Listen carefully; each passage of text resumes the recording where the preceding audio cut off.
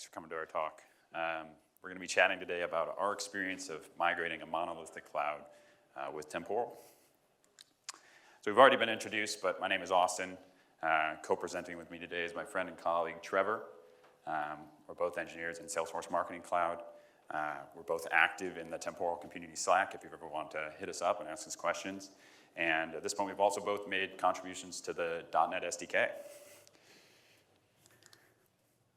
So before we get into the actual migration, I want to just quickly introduce what the product is that we are migrating. So Salesforce Marketing Cloud is a cloud-based digital marketing, automation, and analytics platform. The simplest story that I think about is that it helps you intelligently build an audience, helps you engage with that audience through omni-channel messaging. So that would be things like email, SMS, push messages, in-app messaging, and then through that engagement, through that messaging, it helps you guide that audience through a predefined journey, where the most basic example of that predefined journey could be purchasing a product that your company offers. Since at its core is that engagement, that messaging, where we're sending messages on behalf of our customers to end users. We operate at pretty extreme B2C scale. And the way I like to think about that is if you take retail, for example, and if you think of how many retail companies exist in the world, and then you think about how many customers each individual company might have, and then you think about how many marketing campaigns maybe each company might want to run, and then finally you think about for each single marketing campaign that they have, how many messages they would want to send out, and you quickly kind of see the explosive scale nature of the systems that we build and must support. On slide are a couple of key metrics from this past year. Each year we have Cyber Week. It's the week after American Thanksgiving. That's kind of our organization's Olympics. We spend a lot of time preparing for it. But this past iteration of that key milestone each year was Cyber Week 2024. And during that week, we sent 56.5 billion messages, which is right around 100,000 messages per second. So let's talk about the architecture of Salesforce Marketing Cloud. So in reality, in a 30-minute talk, we can't cover everything that's involved in Marketing Cloud. This is a very mile-high overview that abstracts a lot of the complexity. But we're really going to be focusing on kind of the data tier of Marketing Cloud. So within a single Marketing Cloud environment, we of course have the applications that our customers interact with. Those are primarily web-based UIs that they interact through. And then we also have for each customer that we have in an environment, we have a tenant-specific database. We call that the member DB. This is a very, very large database for each customer. And then also within each environment, we have a set of shared databases. And those shared databases will still have customer-specific data. It's just that it will be isolated at a row level, a schema level, et cetera. One thing to note is that Trevor and I work at the infrastructure layer within Marketing Cloud. So you can effectively think of us as we're responsible for delivering database as a service within Marketing Cloud. So there are application teams built on top of us. They are the ones that are the subject matter experts about the data that lives in these tables. We don't have deep understanding about the schemas, the rows, the actual underlying data that goes into these tables. So it's not possible for us individually to migrate the data without their expertise. So when we're talking about this migration story, we're really talking about delivering migration as a service. So we talked about it's a monolithic cloud. The cloud comes from Marketing Cloud. The monolith comes from the fact that no, it's not a single application gets deployed, but it is a set of applications that are very, very heavily coupled and interconnected. In particular, that tenant-specific database, the member database, is almost connected to every component within our system. It's also built on .NET, and as we learned in this morning's keynote, I guess that means we're very enterprise. So, but that centralized member database is extremely large, hundreds of terabytes in size, and heavily coupled to nearly every system within Marketing Cloud. So we're migrating from our on-premise data centers, and where we're migrating to is a new platform that Salesforce has developed called Hyperforce. So Salesforce as a company is working on a wide initiative to basically deliver all of our products and solutions to be built on top of Hyperforce. And really the key benefits of Hyperforce is that it's an abstraction over public cloud.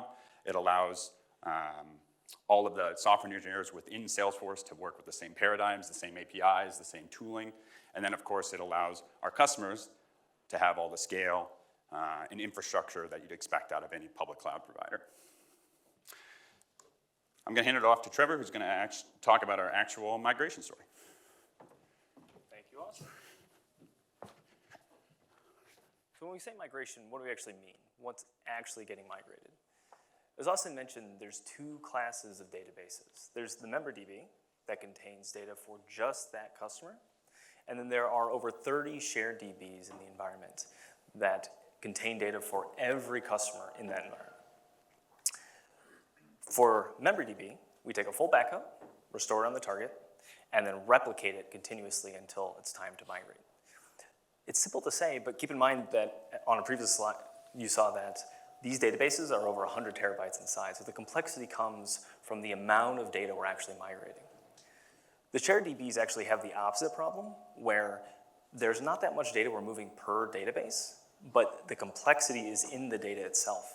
We can't possibly track all of those different schemas. There's over 500 tables in those more than 30 databases.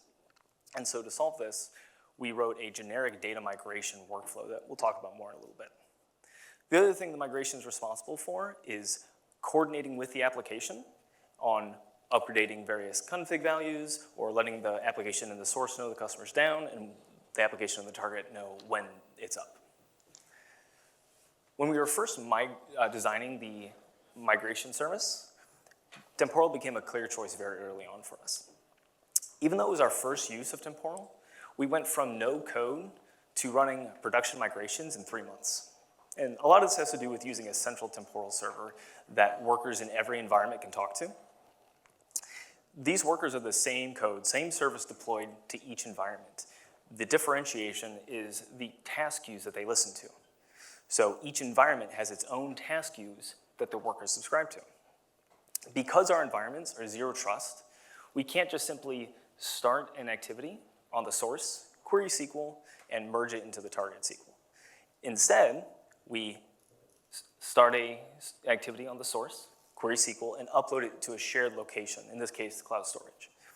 Then we start an activity on the target, get that data in the cloud storage, and properly merge it into the target SQL. This ends up working really well for our architecture because our migrations are not one-to-one. We migrate from one on-prem environment to any of our Hyperforce environments, depending on the customer needs. In practice, this ends up being very simple, setting the task queue, but it's very powerful for us to, on one line, query the source to get the SQL host for the source database, and then immediately after, on the next line in the same workflow, query the target to get the target SQL host.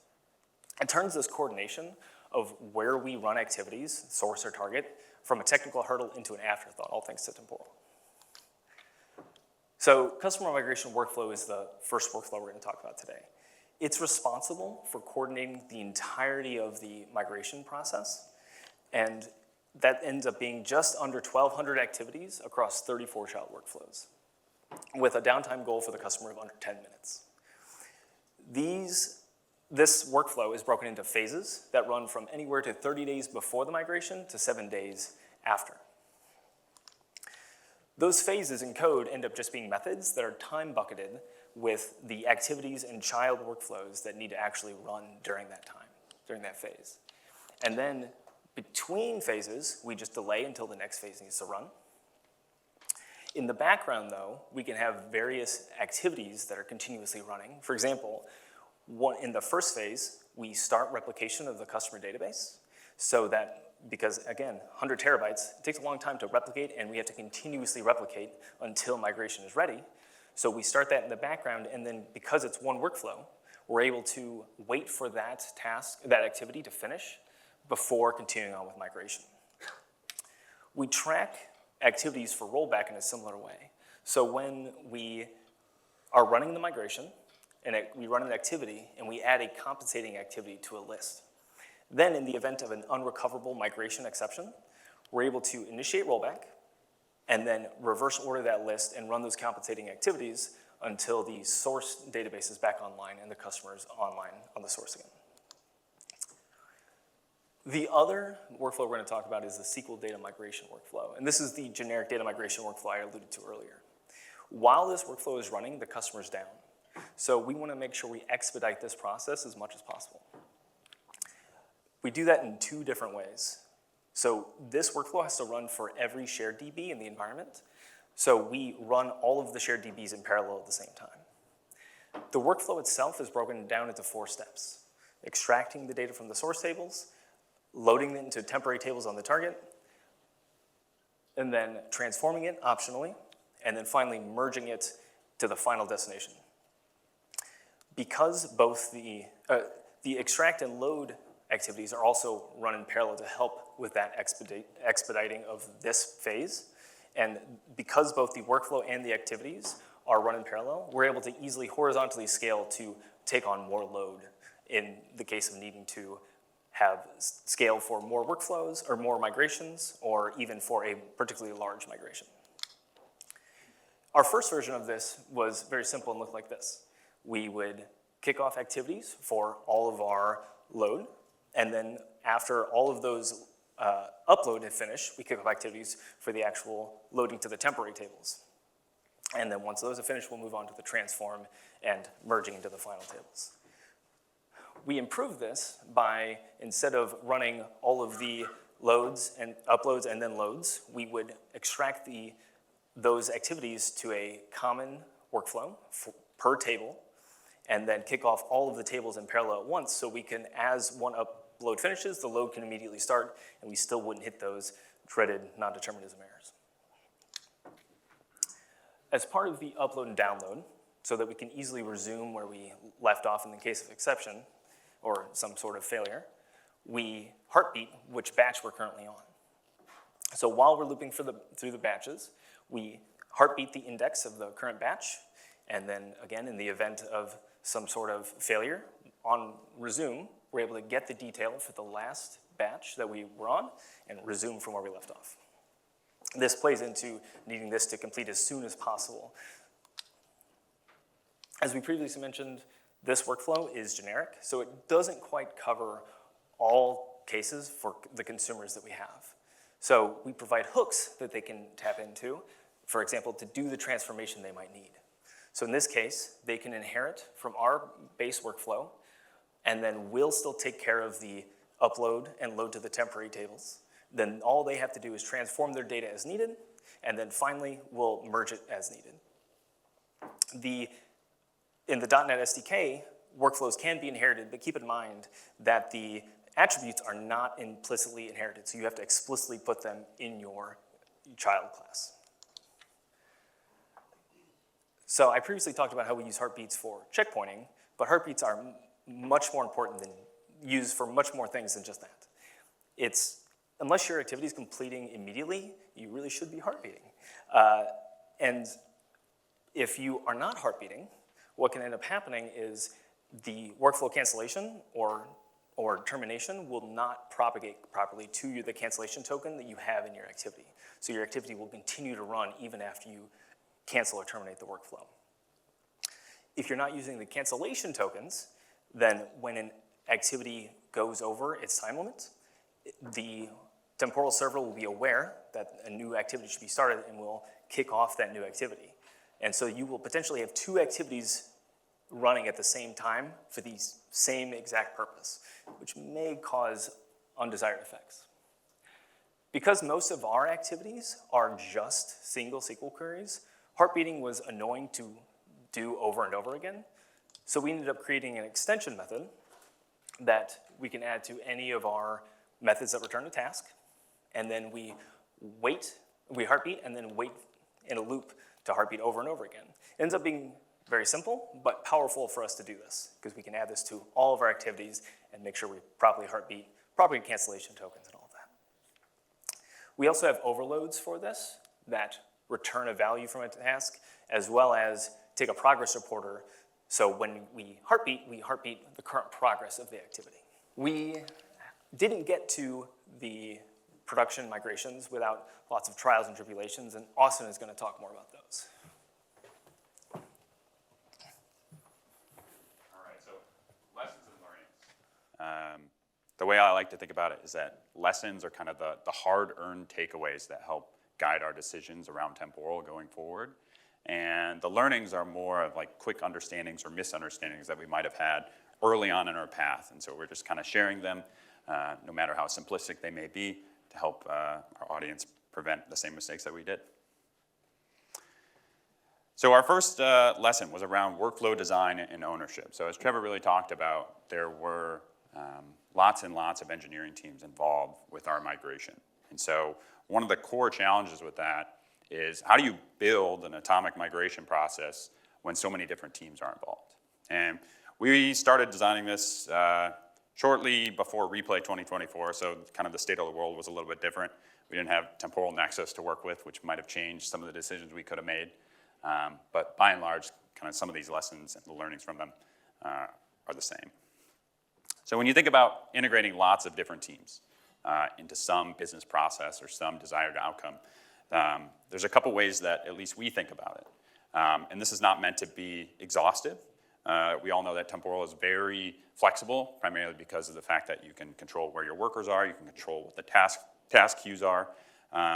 But just as three broad categories, what you could do is that you can have different isolation levels. And perhaps Trevor and I spend too much time in the database space, so that's why we always think about isolation levels. But the first thing is worker isolation. This is where each team owns their own workers. Then you can have kind of workflow isolation. That's where each team owns their own set of workflows or child workflows in a larger scheme. But those workflows get executed on a shared set of temporal workers.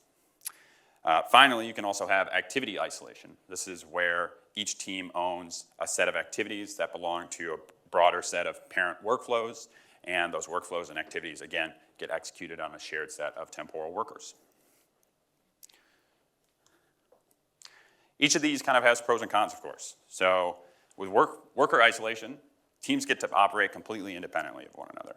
The downside of this is that each team then must take on the overhead of maintaining those workers. You have to make sure they have uptime, they have temporal connectivity, handle their upgrades, et cetera.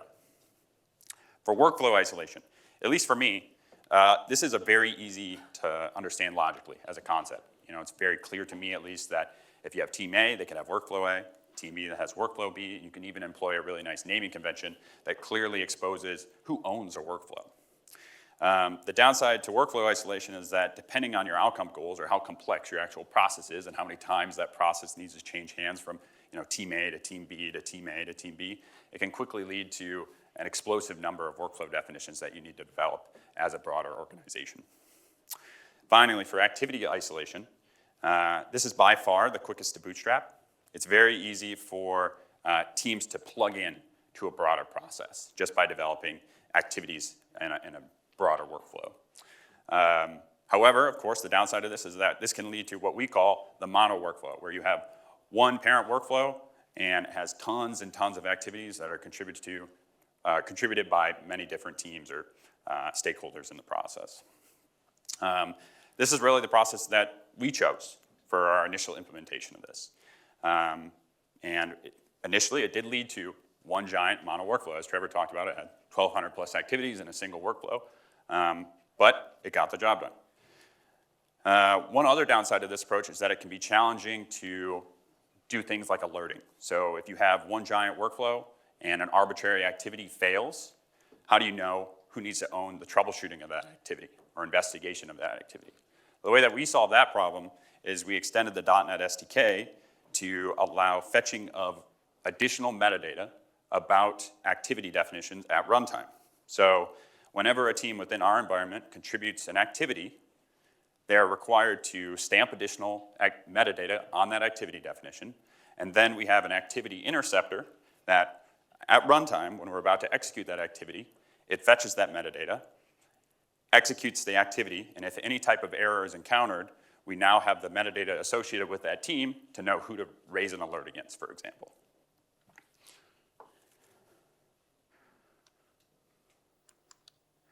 Our next lesson, on prototyping. So I already hinted at it earlier, but our takeaway from this is that build the workflow now, split it up later. We found that it is very easy to start with, effectively a mono workflow that has lots and lots of activities in it, and then later decompose that into maybe a set of child workflows that you later assign ownership to various engineering teams or other stakeholders.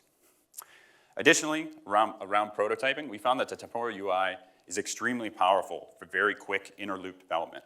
We rarely had to go to our internal telemetry systems in order to understand what was going on in our process. So we didn't have to wait that 5 to 10 minute lag for logs and metrics to show up. We could just quickly open the Temporal UI, run a test, understand if an error was encountered, and if it was, get very fine-grained information about what was causing the error, including stack traces and things like that, and then root cause the problem, ship a fix, rerun the test, and iterate. This is really a key reason we were able to deliver this kind of migration platform and as quickly as we did, just 3 short months.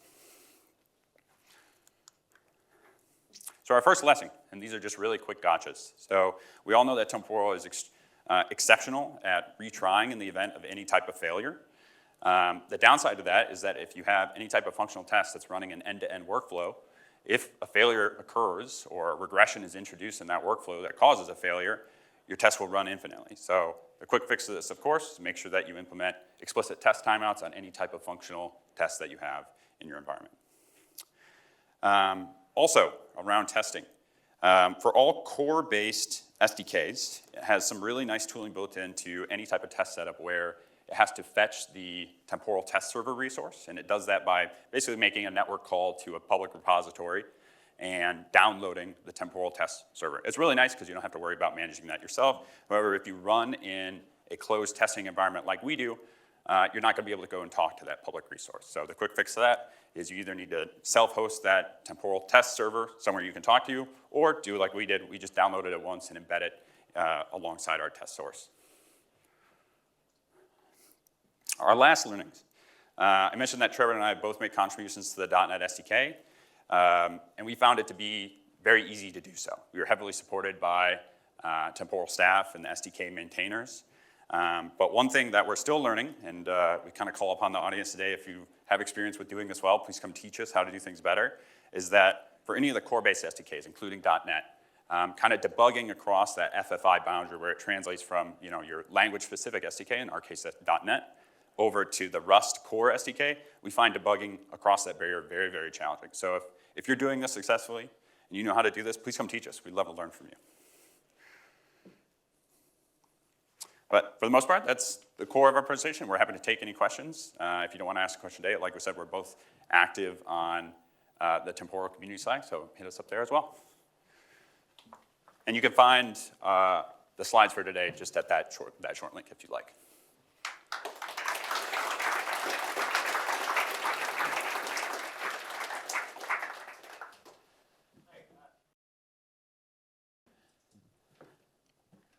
Hello. Hi. One question I have is for your migration process. Do you end up needing to use stuff like continue as new to deal with relatively, high volume of activities, or do you tend to mostly use like this heartbeat mechanism where you've got an activity that runs for ages and just heartbeats along the way? Yeah, for us, we're able to just use the heartbeats. We don't have to do is continue as new for this. There are other things that we have in development that we're using continue as new for, but they're mainly for workflows that we're going to have running as more agents running in the background. But for this, we know, hey, it's going to be this many activities every time, roughly, and we know it's going to be this many child workflows, so we know we're not going to hit the event limit, and we're aware of the only concern is the amount of data we're sending through, and we're cognizant of that and prevent us from hitting any limits there. So we don't have to continue as new.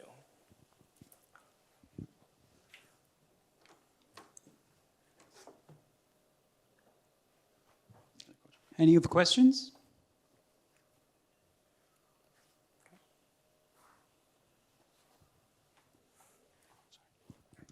Hi, yes, thank you for the presentation. I was actually curious, maybe it's a minor detail, but where did you decide to store the SQL files or the output of the SQLs? Yeah, it gets persisted. Is basically, we call it kind of like a landing zone where it gets persisted in S3 in most of our migrations. So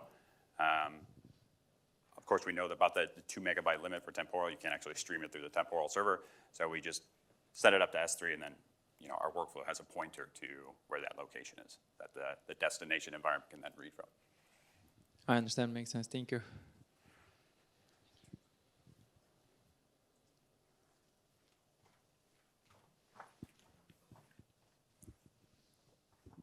Hi, you mentioned something about the activity metadata. Did you have any more details of how you implemented that? Like, where is it stored, etc.?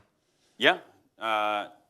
Trevor's the one that actually implemented that. I'll let him answer, but we're also happy to share the pull request that we can just link you to and examples of how to implement it. But go ahead, Trevor. Yeah, so for .NET specifically, when Temporal builds the context for the activity, it's using the reflection of the actual method object, and so it has it originally, and then it just throws it away after. And so the PR was relatively simple and just persisted that along with the context of the activity.